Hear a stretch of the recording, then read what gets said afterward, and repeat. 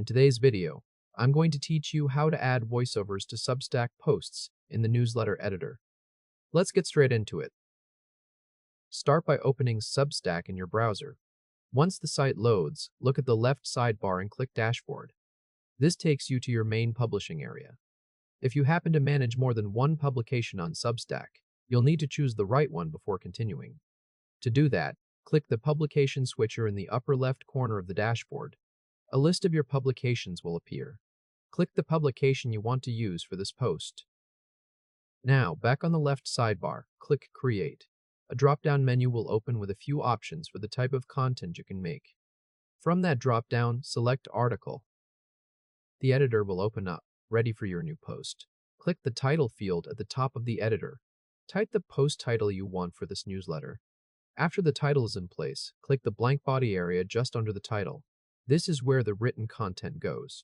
Type the first paragraph of your post so the editor has some text to work with. Next, we'll bring in the VoiceOver tool.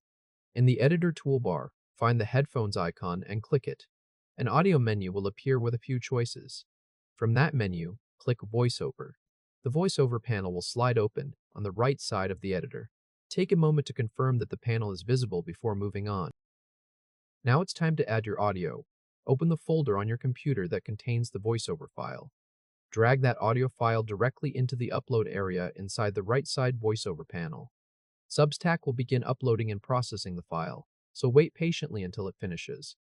Once the upload is complete, click Done in the VoiceOver panel. With the audio in place, let's check that everything attached correctly. Look at the very top of the post editor, just above the first paragraph you wrote earlier.